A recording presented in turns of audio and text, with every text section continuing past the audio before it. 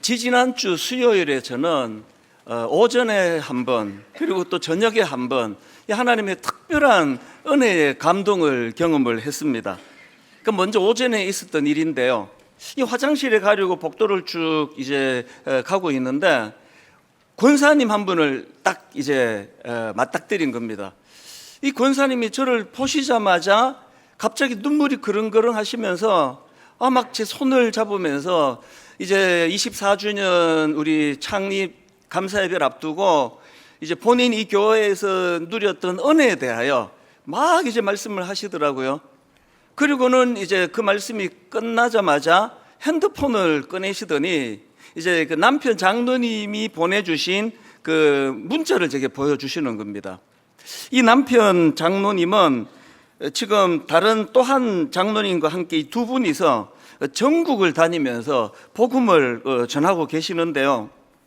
이 연세가 70이 넘으신 분인데 두 분 다 지금도 이게 참 어떻게 이런 일이 가능할까 할 정도로 막 전국 곳곳을 다니면서 그렇게 말씀을 전하십니다. 복음을 전하시는데 아마 이제 그 주간에도 어느 첩첩산중으로 간 것 같아요. 시골에 있는 할머니 한 분을 만났는데 그 할머니의 남편은 돌아가시고 또 자녀들은 다 객지로 나가 살아서 할머니 혼자 사시는데 본인 이름을 모르실 정도로 옛날 분이세요. 그런데 그 장로님께서 그 할머니에게 복음을 전하시고 또 결신 기도를 시키시고 난 후에 너무 감격이 돼서 그 내용을 이제 이 아내 되는 권사님께 이 내용을 보내주신 거예요. 그걸 저에게 이제 보여주시는데요. 그 할머니 그 사진 두 컷하고 내용이 나와 있는데 사실은 제가 나중에 그 사진 두 컷을 저한테 좀 보내달라 그래서 화면으로 띄워드리려고 너무 많은 생각을 하게 하는 사진이어가지고 그거를 받았다가 혹시라도 이 할머니에게 이게 폐가 될까봐 사진은 올리지 않기로 제가 이제 마음을 바꾸었는데요. 그 남편 장로님이 권사님께 보낸 그 카톡 내용만 보셔도 은혜가 됩니다. 오늘 그 산속에서 배웠던 한 개미허리 어머니, 첩첩산중의 동그란 하늘 아래 그 마당에 웅크리고 앉아 눈물나게 한 그 어머니, 산속에 시집 와서 생전 처음 접한 복음에 마음을 여셨는데 본인의 성과 이름을 잊어서 이름 없이 영접 기도를 해드렸어요. 작별하면서 기뻐 손은 흔드시지만 나는 내심 왜 그렇게 눈물이 나는지 참 기쁜 날입니다. 이제 화장실 앞에서 이 권사님이 막 이제 이런 감격을 막 이야기했는데 사실 그날 막 오줌표가 터지는 줄 알았습니다. 너무 저는 급한데 도저히 그걸 끊을 수가 없는 거예요. 권사님, 제가 지금 화장실이 급해서 그렇게 하고 그 감격을 끊을 수가 없어서 그거를 제가 막 진짜 참으면서 그 말씀을 다 들은 거예요. 그러고 났더니 오후 내내 그 권사님의 그릉그릉한 눈물과 그 은혜에 대한 감격, 이게 참 제 마음에 굉장한 감격을 가져다 주었습니다. 그리고 그날 저녁에 이제 우리 교회에서 그 세례식이 있었는데요. 그 세례 받으시는 분 중에서 한 분이 이제 세례 간증을 하셨는데 이 간증하신 이분은요, 2024년 가을에 처음 예수 믿고 우리 교회에 등록을 했으니까 이제 예수 믿은 지 1년 반 조금 넘은 분이에요. 근데 이분의 그 간증 일부를 한번 읽어 드릴게요. 저는 교회에 대해서는 그리 긍정적인 이미지를 가지고 있지 않았습니다. 불신자였습니다. 하지만 결혼 후 홀로 안방에서 예배를 드리는 아내를 보며 안쓰러운 마음이 들었고 그 마음이 계기가 되어 미안해서 같이 교회를 가게 되었습니다. 처음 분당 우리 교회에 왔을 때 체육관에서 눈물을 흘리며 손을 들고 기도하는 사람들을 보며 아내에게 물었습니다. 저 사람들은 왜 저러는 거야? 그 말에 아내는 은혜를 받아서 그래요 라고 답해 주었습니다. 저도 손을 슬쩍 들어보았더니 아내는 첫 예배에 손을 드는 제 모습이 믿기지 않았는지 이런 걸로 장난치면 안 돼요 라며 당황해 하기도 했습니다. 그날 이후 본당 예배에 대한 궁금함이 생겼고 아내와 함께 정성껏 준비해 일부 본당 예배를 드리게 되었습니다. 그런데 그곳에서 제 의지와는 상관없이 눈물이 흐르기 시작했습니다. 당황하며 저를 빤히 쳐다보던 아내의 눈빛이 지금도 생생합니다. 그때부터 제 마음속에는 예배에 대한 간절한 사모함이 생겼습니다. 신기하게도 예배 시작과 함께 울려 퍼지는 임재 찬양을 부를 때면 어김없이 눈물이 쏟아졌습니다. 이곳에 오셔서 이곳에 앉으소서, 이 가사가 마음에 깊이 박혔고 주님이 직접 저를 찾아달라고 울부짖었던 것 같습니다. 어느덧 제 자신의 힘만 믿던 제가 눈물로 손을 들고 기도하던 그 사람들 중 한 명이 되어 있었습니다. 이 예수 믿은 지 1년 좀 더 되는 이 초신자분이 이런 눈물의 간증을 하는 걸 제가 들으면서 그 오전에 화장실 앞에서 그 눈물이 그릉그릉하며 말씀하셨던 그 권사님이 떠오르는 거죠. 그리고는 그 다음날 이른 아침 새벽에 일어나가지고 저는 하나님 주시는 선명한 메시지를 제가 받았습니다. 좀 더 본질적인 것에 집중하는 목회가 되라. 좀 더 본질적인 것에 집중해라. 이런 말씀을 주시는 데는 맥락이 있는데요. 사실 그날도 또 그 어간에 제가 좀 지쳐 있었습니다. 지금 1만 성도 파송 운동으로 파송해간 29교회가 건강하게 잘 성장하고 있는데요. 그러나 이 인간들이 모임 아닙니까? 그러다 보니까 이런저런 일로 삐걱삐걱 하는 소리들이 들립니다. 때로는 가벼운 일로, 때로는 좀 무거운 일로 그런 어려움을 겪는 일들이 발생을 하고 있는데요. 좀 어려운 일은 잘 해결을 하고 혹은 우리 부목사님을 만나서 또 기도도 부탁하고 그렇게 해결이 되는데, 좀 무거운 사안을 갖고 있는 분은 저를 찾으세요. 당연하죠.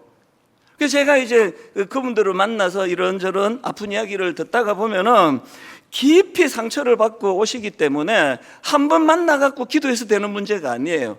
어떤 경우는 10번씩 만나도 치유가 잘 안 됩니다. 그래서 계속 그 마음에 눈물을 보는데 이게 이제 누적이 되잖아요. 이게 점점 이제 많아지는 거죠. 그리고 또 우리 교회 내에서도 우리 교회가 이 소그룹 다락방이 많고 또 부서가 많다 보니까 그 은혜로운 그 소그룹 안에서도 이런저런 상처를 받는 거, 주는 거, 이게 계속 일어나거든요. 이 일 역시도 자꾸 사소한 문제는 또 교구 목사님들이 잘 기도도 해드리고 정리하지만 그거를 넘는 어떤 뿌리 깊게 아픈 일이 발생하면 그건 담임 목사 몫이죠. 그래서 제가 만나서 기도도 해드리고 또 같이 이제 아파하고 그런 시간을 가지다 보니까 그게 좀 누적이 되니까 이제 그 지지난 수요일 그 어간이 좀 이제 지쳐 있는 거죠. 그리고 그 머리 자르러 갔는데 그 머리 자르는 그 남자분이 원형 탈모인데요. 그 원형 탈모가 온 거예요. 하나님의 배려가 놀라운 게 이리로 오면 영구예요. 근데 이 뒷꼭지로 와가지고 또 어떤 교회는 성가대가 이렇게 뒤에서 또 이제 앉아서 예배를 드리는 경우도 있는데 예배 찬양하면 또 다 내려가고 그래서 참 다행이다 그런 생각을 했는데요. 이제 그런 상황에서 제가 지지난주 수요일 오전에 한 번, 오후에 한 번 이 은혜에 대한 감격이 저에게 굉장한 치유가 된 겁니다. 그 맥락에서 주님께서 저에게 좀 더 본질적인 것에 집중하는 목회가 되라, 좀 더 본질적인 것에 집중해라, 그 말씀을 주신 거거든요. 이제 우리 창립 24주년이 되는데요, 제가 받은 말씀을 여러분에게 토스해 드립니다. 여러분 신앙생활은 본질에 집중하는 거예요. 우리 모두는 다 약해요. 우리는 약해서 상처를 받고 약해서 상처를 줍니다. 그리고 준 사람은 1을 줬는데 받은 사람은 그걸 10로 100으로 받는 게 이게 인간이에요. 그래서 우리는 그런 사람에게 집중하는 신앙생활이 아니라 더 본질적으로, 여러분 예수 믿은 지 지금 1년 6개월 좀 더 된 그 초신자분들도 감격해서 손을 들고 예배 때마다 주님 만나기를 원합니다. 갈망하고 그렇게 사모하니까 그 일이 가능해지는 거거든요. 저 같은 목사들이 위험한 게, 우리 모태신앙 중직자들이 위험한 게, 오래 교회를 다니다 보면 이게 만성적인 습관이에요. 그 갈망하는 게 없습니다. 기대하는 마음이 없습니다. 그렇게 교회를 다니면 100% 상처받고 아픔을 겪고 심지어는 교회를 떠날 수밖에 없는 이런 일이 일어나는데, 하나님이 저를 통해서 오늘 예배 드리시는 저와 여러분 모두가 다 보다 본질에 집중하는 신앙생활이 되시기를 바랍니다. 그 연세 드신 70이 넘으신 장로님께서 그렇게 전국을 다니면서 복음을 전하시는 이것도 놀랐고요. 그 안에 되시는 분이 그 문자 하나를 보고 그 누군지도 모르는, 자기 이름도 기억을 못 하시는 할머니에게 복음을 전한 걸 보고 화장실 앞에서 눈물이 그릉그릉 해가지고 그 감격을 저에게 전해주는 그 모습이, 이게 제가 많이 반성하고 돌아봐야 되는 모습 아닌가? 이 뜨거움이, 이 감격이 없는 신앙생활은, 여러분 오늘 우리 3040 우리 이 청년들이 나와서 저 찬양을 하기까지 저기에 얼마나 많은 에너지를 들이고 거기에 마음을 싣고, 그리고 제가 보니까 우리 이 3040 청년들이 지금 1부, 2부, 3부 다 똑같은 예배를 드리고 똑같은 메시지를 듣는데 거기에 마음이 담겨 있는 게 제가 보이니까 얼마나 제가 위로가 되고 힘이 되는지 모르겠다는 겁니다. 24년이 중요한 게 아니고요, 240년이 되어도 본질을 우리가 붙잡지 못하면 이 교회는 굉장히 아픔을 만들어주는 교회예요. 그래서 우리는 항상 오늘 이 말씀을 떠올려야 되는데, 그 새벽에 하나님이 저에게 이런 본질적인 목회, 이런 것에 집중하라는 말씀을 제가 받은 다음에, 그래서 제가 오늘 이 본문 말씀을 묵상하기 시작한 겁니다. 이 오늘 본문 요한복음 21장은요, 그 부활하신 예수님께서 제자들을 찾아주시는 내용을 다루고 있는데, 특히 십자가 상에 있을 때 주님을 3번씩이나 부인했던 베드로를 만나주시는 거기에 상당히 많은 초점을 두고 말씀을 전개하십니다. 그래서 그의 상처를 치유해 주시기 위하여 네가 나를 사랑하느냐, 이걸 3번씩이나, 네가 나를 사랑하느냐, 네가 나를 사랑하느냐, 이걸로 시작해서 그의 내면을 치료해 주시는 모습을 볼 수 있는데요. 근데 여러분, 저는 이 베드로의 깊은 낙심, 좌절, 그거를 제가 잘 분석해 보니까 지금 베드로의 영적인 상태가 2가지로 요약이 되더라고요. 하나는 의욕 상실의 상태예요. 이 인간이 왜 죄를 범하면 안 되는가 하면요, 그 제가 목사기 때문에 유난히 제가 어떤 하나님 원하지 않는 일을 하지 않으려고 발부둥을 치는 게, 제가 여러 번 경험했습니다. 하나님이 원하지 않는 일을 하면 그것이 의욕 상실과 연결이 되더라고요. 의욕이 자꾸 안 생기면 그거 보통 문제가 아닙니다. 베드로가 지금 그 상태예요. 그리고 2번째로 지금 베드로는 낙심과 의욕 상실로 말미암아 이 본래 있어야 될 사명의 자리를 벗어난 궤도 이탈의 상태예요. 궤도 이탈. 옛날 주님 만나기 전에 하던 그 물고기 잡는 그 일로 돌아가 버린 거거든요. 그게 베드로의 자리가 아니거든요. 이런 내용을 다루고 있는 본문 말씀을 묵상하면서 우리가 모두가 다 알 겁니다. 이게 베드로만의 문제냐, 이게 저의 문제고 이게 여러분의 문제 아닙니까? 그렇게 뜨겁고 은혜의 자리로 갔는데, 나 왜 이러지? 왜 이렇게 내가 습관적으로 교회만 왔다 갔다 하지? 맨날 내가 상처만 받지? 그렇기 때문에 여러분, 우리는 오늘 본문을 통해서 주님이 베드로를 회복시켜 주실 때 사용하셨던 원리, 그 2가지 단계, 이걸 한번 우리 삶에 적용해 보자는 거거든요. 자, 첫 번째로요, 주님께서 베드로를 회복시켜 주시기 위해서 첫 번째로 어떤 단계를 밟으시느냐? 먼저 사랑을 점검하십니다. 요한복음 21장 15절, 그들이 조밥 먹은 후에 예수께서 시몬 베드로에게 이르시되 요한의 아들 시몬아, 내가 이 사람들보다 나를 더 사랑하느냐? 여러분, 이거 좀 독특하고 특이하잖아요. 보편적으로 말하면요, 그렇게 가장 힘들고 어려울 때 제자가 배신해 버렸다고 하면 뭐 막 꾸짖고 이런 게 아니라도 만나자마자 이 말이 나올 것 같아요. 저 같으면 너 왜 그랬니? 아닙니까? 그리고 또 약간 이제 좀 화가 난 상태 같으면 내가 조심하라고 그랬잖아. 조금 이제 열받으면 내 그래서 기도하러 내 그만큼 얘기했는데 방심하고 기도 안 하고 자다가 지금 아이고 참 한심하다 내가. 저는 세 번째가 좀 가까울 것 같아요. 그런데 베드로는 1절 그거에 대해서 언급하지 않으시고 이것 좀 생뚱맞습니다. 네가 나를 사랑하느냐. 여기에 굉장히 깊은 메시지가 있는데 약간 요거를 이제 홀드해 놓고요. 이 베드로의 반응이 너무 흥미롭습니다. 자, 베드로가 주님께서 네가 나를 사랑하느냐 질문하시니까 베드로가 뭐라 대답하는가 보니까 15절을 다시 한번 보십시오. 그들이 조반 먹은 후에 예수께서 시몬 베드로에게 이르시되 요한의 아들 시몬아 내가 이 사람들보다 나를 더 사랑하느냐 하시니 이르되 주님 그러하나이다. 내가 주님을 사랑하는 줄 주님께서 아시나이다. 여러분 뭐가 좀 달라진 것 같이 느껴지지 않으세요? 그가 교만할 때 자신만만할 때 그의 대답을 한번 보세요. 예전에 자기가 자기 생각이 확고할 때 확신에 차서 했던 말이 바로 십자가 지시기 전 상태. 마태복음 26장 33절에 나옵니다. 베드로가 대답하여 이르되 모두 주를 버릴지라도 나는 결코 버리지 않겠나이다. 그랬더니 예수님께서 너무 자신하지 마라. 그러시니까 더 세게 나와요. 그게 바로 그 다음 35절입니다. 베드로가 이르되 내가 주와 함께 죽을지언정 주를 부인하지 않겠나이다. 이거 스승님이 지가 아무리 자신만만해도 그래도 어른이 그렇게 조언을 하시면 내가 좀 경솔했는데 이래야 되는 거 아닙니까? 그런데 여러분 자기 확신이 강한 사람은요 위아래도 없고 스승도 없고 제자도 없어요. 아니 주님께서 네 그래도 좀 너무 자신하지 마라 그러는데 거기다가 내가 죽을지언정 주님 저 모릅니까? 나 베드로예요. 내가 죽을지언정 저 주님 배신 안 합니다. 한번 두고 보세요. 이랬던 게 베드로인데요. 자, 오늘 본문으로 와서 이게 많이 좀 달라졌습니다. 15절을 다시 한번 보세요. 이르되 주님 그러하나이다.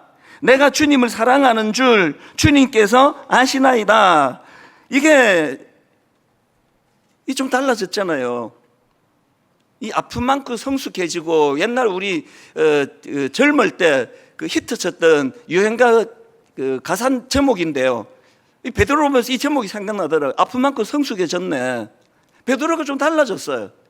자기가요, 내가 주님을 사랑합니다. 그래 놓고 자신이 없는 거예요. 그러나 내가 진짜 주님을 사랑하는 것 주님께서 아실 것입니다.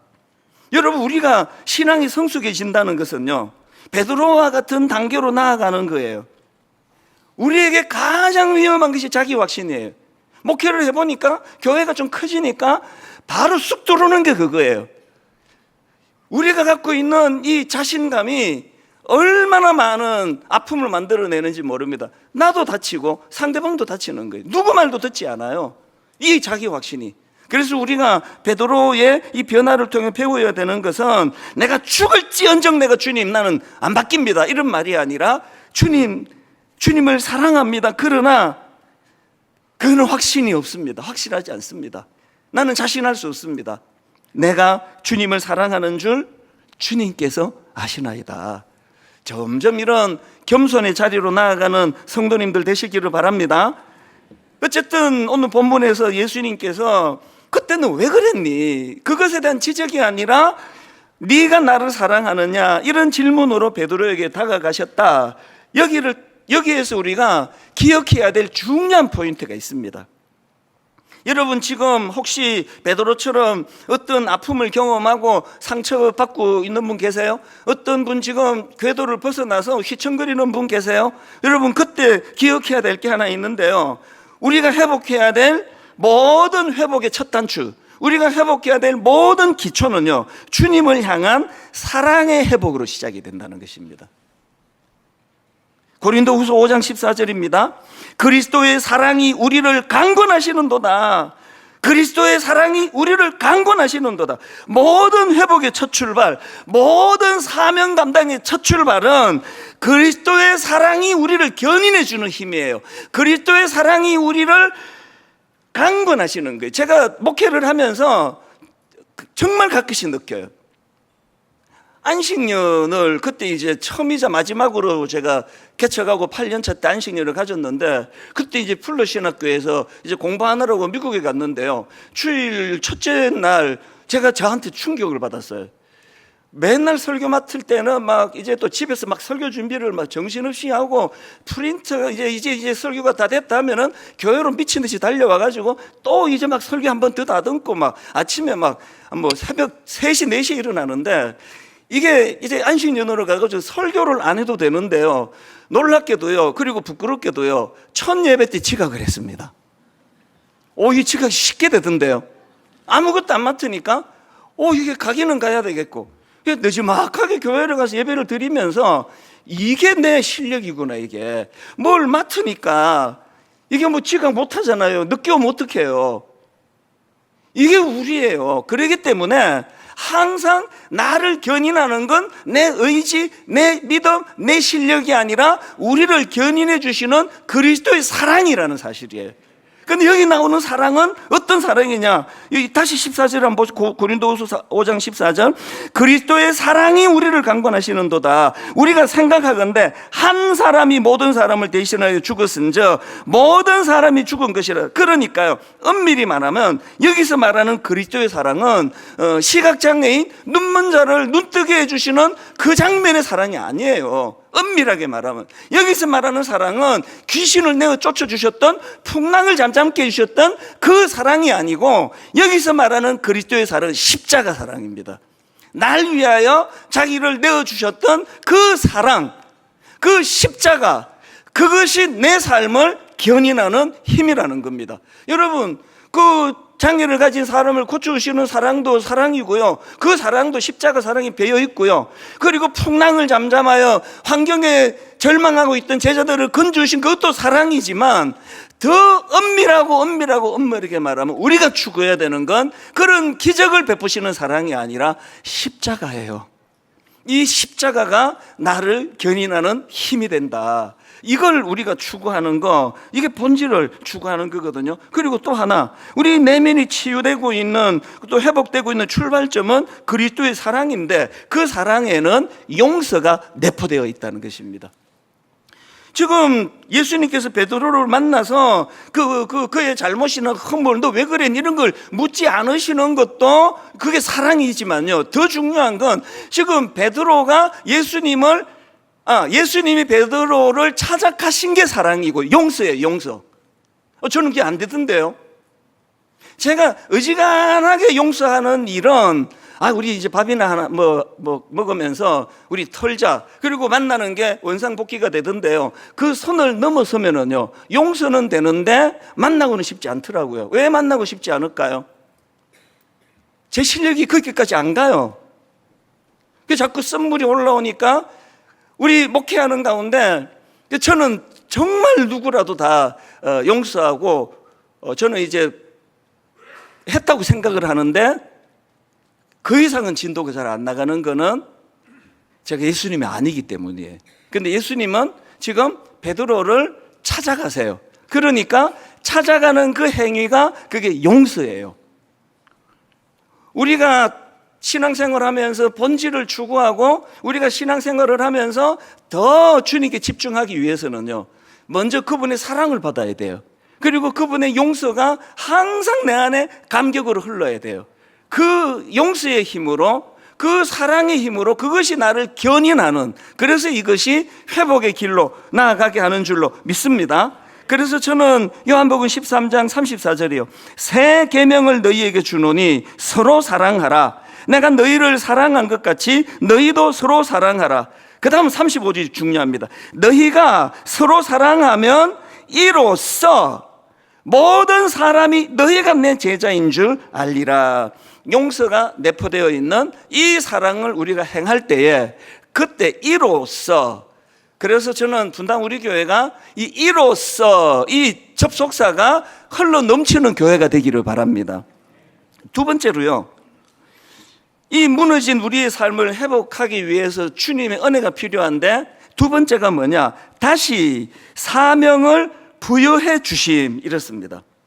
주님은 우리에게 사명을 부여해 주십니다. 자, 요한복음 21장 15절 다시 보십시오. 그들이 조반 먹은 후에 예수께서 시몬 베드로에게 이르시되 요한의 아들 시몬아, 내가 이 사람들보다 나를 더 사랑하느냐 하시니 이르되 주님 그러하나이다. 내가 주님을 사랑하는 줄 주님께서 아시나이다. 그랬더니 바로 그 다음에 이르시되 내 어린 양을 먹이라. 이게 중요하잖아요. 예수님은 베드로에게 사랑을 점검하고 확인하여 그의 상처를 치유해 주셨는데 바로 연이어서 그에게 사명을 주십니다. 그런데 왜 내 어린 양을 먹이라고 이런 말씀을 하시느냐? 이 맥락을 아시려면요, 요한복음 10장 11절을 보시면 돼요. 주님이 요한복음 10장 11절에서 스스로에 대해 이렇게 말씀하십니다. 나는 선한 목자라. 선한 목자는 양들을 위하여 목숨을 버리거니와. 근데 지금 주님께서 이 의미를 아시겠죠? 이토록 주님이 소중히 여기시는 그 양을 먹이는 일을 베드로에게 부여해 주시는 거거든요. 가장 본질적인 거, 가장 본질적인 뿐만 아니라 가장 주님이 귀하게 여기시고 있는 그 일을 우리에게 맡겨주셨다. 그래서 여러분, 목회자는 물론이고 우리 순장님들, 우리 교회 지도자들, 그리고 모든 성도님들은 서로에게 함부로 대하면 안 돼요. 상처 주지 않으려고 예배드리러 오기 전에 기도하고 오세요. 헛소리가 새어나오지 않게 해달라고, 상처 주는 말 튀어나오지 않게 해달라고. 하나님이, 주님이 너무나 소중히 여기시는 그 양을 먹이라고 내가 너를 목사를 시켜놨더니 어떻게 그 양들에게 자꾸 상처를 주냐. 이게 두려운 거거든요. 왜 예수님은 베드로에게 내면에 치유하는 과정에서 내 양을 먹이라는 사명을 주시는가? 사람은요, 삶의 의미를 되찾을 때 진정한 회복이 일어나거든요. 인터넷에서 제가 발견한 글이 하나 있는데요, 이게 프랑스에서 있었던 일이랍니다. 어떤 남자가 이제 자살하려고 마음 먹고 신부님을 찾아갔대요. 그리고는 이제 신부님한테 이런 이야기를 했습니다. 신부님, 저는 지금 자살하지 않을 수가 없습니다. 그러면서 이제 막 구구절절 이제 나옵니다. 저는 지금 경제적인 파탄 상태에 빠졌고 사회적인 지위는 추락해 버렸습니다. 가정은 깨어졌고 이 죽는 거 말고는 다른 대안이 없습니다. 이런 괴로움을 토로했는데요, 만약에 저한테 그렇게 상담을 누가 해왔다면 저는 그날 1시간 동안에 그럼에도 사셔야 된다고 막 아주 핏대를 세우며 설득했을 것 같은데, 이 신부님은 좀 괴짜예요. 이 신부님이 그 얘기를 가만히 듣더니 이런 말을 했습니다. 자살할 이유가 충분하네요. 사정이 그렇게 어려우면 도무지 삶을 지탱하기가 어렵겠습니다. 자살해야겠습니다. 그러면서 하는 말이, 그런데 이왕 죽을 거라면 죽기 전에 저 좀 도와준 다음에 죽으면 안 되겠습니까? 그 남자가 이게 의의도 없고 뭐 황당하고 그런데 또 가만히 생각해 보니까 또 뭐 좀 납득이 갔나 보죠. 그래서 이렇게 말했습니다. 알겠습니다. 어차피 죽을 건데 신부님이 필요하다면 얼마 동안 신부님을 돕겠습니다. 그렇게 해서 그 남자가 신부님을 도와서 집 없는 사람들 집을 지어주고 가난하고 병들고 소외된 사람들을 돕는 일을 하기 시작했다는 겁니다. 그리고 그 남자가 얼마 후에 이런 고백을 했답니다. 그날 만약에 신부님이 나에게 투자를 했거나 내가 살 집을 주었다면 나는 얼마 후 다시 자살을 시도했을 것입니다. 하지만 신부님은 내게 아무것도 주지 않았습니다. 오히려 내게 도움을 요청했습니다. 그래서 나는 신부님과 함께 이웃을 섬기는 일을 하면서 내가 계속해서 살아 있어야 할 이유를 발견했습니다. 이제 나는 어떻게 사는 게 참된 행복인지 깨닫게 되었습니다. 제가 인터넷에서 발견한 뭐 정황도 없이 이게 너무 감동이 되는 글 하나를 제가 읽고 나서 계속 이 마음에 머무는 거예요. 사람은 계속 힘내라, 힘내세요, 힘내셔야 됩니다, 이래서 힘이 나는 게 아니고 의미가 부여될 때 힘이 나는 거예요. 이 사명이 발견이 될 때. 여러분, 그 70 넘은 아까 우리 교회 장로님이 왜 그 연세에 그 고생을 하십니까? 왜 전국을 다니면서 그렇게 복음을 전합니까? 그게 그분을 살게 하는 에너지예요. 그게 그분을 살게 만드는 동력이에요. 그러니까 그거 말리면 안 되는 거예요. 거기에서 힘을 얻는 거거든요. 그래서 여러분 고린도서 5장 15절, 그가 모든 사람을 대신하여 죽으심은 살아있는 자들로 하여금 다시는 그들 자신을 위하여 살지 않고 오직 그들을 대신하여 죽었다가 다시 살아나신 이를 위하여 살게 하려 함이라. 이 말씀은 다음 주일날 구체적으로 좀 더 자세하게 다룰 내용입니다. 여러분은 지금 여러분 삶에 어떤 의미를 부여하고 계십니까? 막 그냥 영양가 있는 거 먹고 요즘 막 TV에만 틀면 막 건강해지는 비결 막 이런 걸로 거의 도배를 하고 있더라고요. 여러분 막 건강한 거 먹고 막 그냥 막 운동 막 하루에 3시간씩 하고 그래서 사라지는 게 아닙니다. 인간은요, 의미를 부여하는 거예요. 나는 어떤 의미를 갖고 살아가는가? 오늘 창립 24주년 감사 예배인데요, 하나님이 저와 여러분에게 또 분당 우리 교회에 주신 사명이 있습니다. 지금 우리는 주일학교를 포함한 다음 세대 살리기. 제가 아까 3040 콰이어를 1부 때부터 들을 때마다 마음이 뜨거워져요. 된다 이거. 교회가 마음을 가지고 우리 주일학교를 살리고 청소년 아이들 때 주님을 만나게 도와주고, 우리 교회가 대학생들, 우리 20대 청년들을 도와주고, 가장 힘들고 분주하다가는 3040 세대에 말씀이 들어가면, 복음이 들어가면, 예배가 회복이 되면 그들의 영이 살아날 줄로 믿습니다. 이게 우리 교회의 사명이에요. 그런가 하면은 꿈 넘은 꿈 프로젝트, 지난주에도 말씀드렸지 않습니까? 경상도 지역 2년 전에 했고, 작년에 전라도 지역 했고, 올해 충청도 지역을 지금 준비하고 있는데요, 일만서도 파송 운동으로 29교회를 세우는 과정에서 대략 한 250억 원이 들어갔습니다. 여러분들이 눈물로 헌금을 해주시고 은행 융자 얻고 그래가지고 250억 원을 29교회 초기 교회를 세우는데 다 들어가고, 삽시간에 29교회가 다 자립을 했어요. 워낙 성숙한 우리 지도자들이 다 합류했기 때문에. 그래서 제가 이제 빚 다 갚아라, 그냥 준 거 아니다, 그 250억 원을 다 지금도 회수 중이에요. 계속 장부 보면서 다 이제 250억 원을 회수해가지고 통장을 만들어 이렇게 이야기했습니다. 이거 분당 우리 교회 쓰지 않을 거다, 우리 교회를 위해서. 이제 이 250억 원은 여러분들 교회와 분당 우리 교회가 힘을 모아서 우리나라에 있는 작은 교회, 미자리 교회, 이 교회를 위하여 이 250억 원을 다 쓸 거다. 그래서 29교회 목사님들에게 교회가 시작하면서부터 우리 이런 꿈을 꾸는 것이 중요하다. 여러분, 충청도 지역에 있는 작은 교회, 또 조금만 후원하면은 일어설 수 있는 교회, 그런 교회들을 여러분들이 좀 추천도 해주시고, 그래서 이제 이 충청도 지역의 교회들을 섬기는 일, 미자리 교회를 포함한 100명 미만의 작은 교회, 또 개척이나 청빙 받은 지 10년 이내의 교회들 중에서 도움이 필요한 교회, 건강한 교회, 조금만 밀어드리면 일어설 수 있는 교회 추천해 주시기를 바랍니다. 그리고 또 하나, 우리 드림 사역은, 여러분 오실 때 이 유인물을 다 보셨습니다. 다음 주일날 좀 더 구체적으로 설명을 드릴 텐데요, 원래 우리 드림센터를 구입할 때 들어간 그 드림센터를 이제 사회에 환원하겠다, 이 건물을 사회에 환원하겠다 약속을 했는데, 현실적으로 건물을 환원하는 게 너무나 비효율적인 거예요. 그래서 우리가 전략을 바꾸어서 이제 그 건물을 구입할 때 들어간 650억 원, 이 650억 원을 사회에 환원하겠다. 이걸 일시불로 다 줄 실력은 없고 돈이 없어. 그래서 매년 30억씩 22년 동안, 그래서 이 사회에 소외된 자, 우리 다음 세대 살리고 작은 교회를 섬기고 이런 일에 이제 22년 동안, 제 후임은 이제 출발부터 이제 엄청난 부담을 안고 시작하는 거죠. 22년 동안 이제 그 일을 시작할 텐데, 우리 지금 전문가 성도님들이 머리를 싸매고 고민하고 있어요. 70년대는 가장 제 생각에 교회가 가져야 될 코드는 바퍼. 그 배고픈 사람들 향하여 바퍼. 오늘 우리 시대의 바퍼가 뭘까? 오늘 우리 시대는 배가 고픈 것이 아니라 마음이 고픈데, 이들을 위하여, 우리 젊은이들을 위하여, 이들을 위하여, 우리 어른들을 위하여, 은퇴하신 분들을 위하여.